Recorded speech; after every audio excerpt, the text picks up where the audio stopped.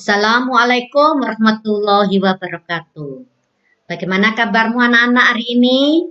Semoga kita semuanya sehat ya.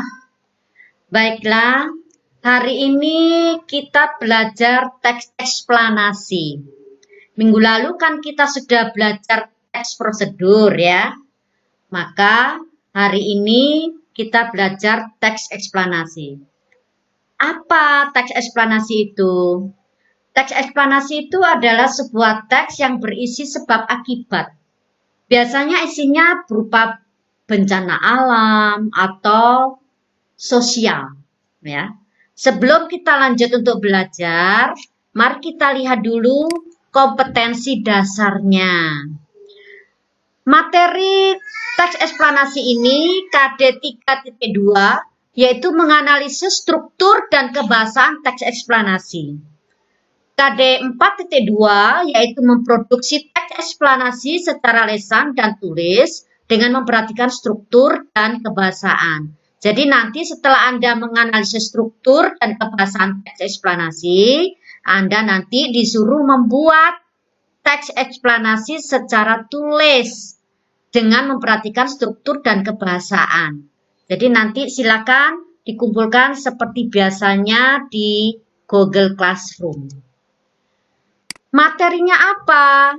Nah, teks eksplanasi itu mempunyai ciri-ciri anak-anak. Yang pertama yaitu berupa fakta. Fakta ini adalah kejadian itu betul-betul terjadi, tidak boleh direkayasa ya. Yang kedua, eksplanasi itu harus bersifat ilmiah. Bersifat ilmiah ini bisa dipertanggungjawabkan. Kemudian yang ketiga, bersifat informatif. Jadi memberikan informasi yang senyata-nyatanya, tidak boleh dimanipulasi dan tidak boleh ditambah-tambahi.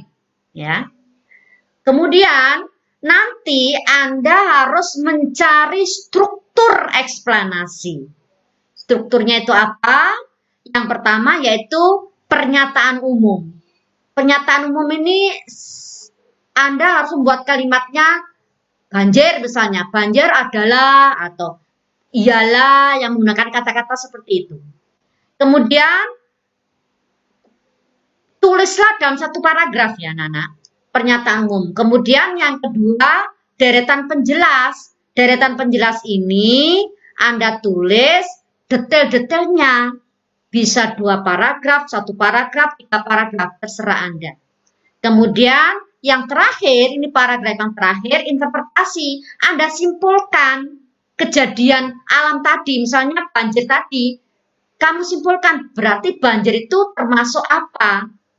Misalnya termasuk bencana alam. Nah, setelah Anda mempelajari tadi, kita akan membahas tentang tugas Anda.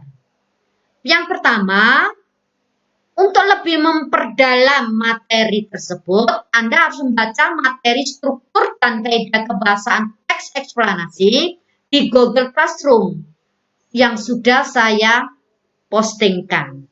Nah, Anda harus berdiskusi dengan teman-teman. Diskusi Anda termasuk penilaian afektif. Yang tidak masuk ke dalam Google Classroom untuk bertanya jawab dengan teman-teman, jadi tidak ada nilainya dalam penilaian afektif ya.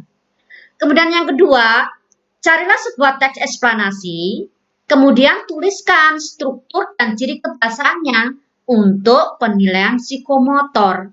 Setelah Anda mencari sebuah teks eksplanasi, kemudian Anda cari strukturnya, kemudian ciri kebahasaannya, baru kemudian kirimkan hasilnya ke Google Classroom seperti biasanya.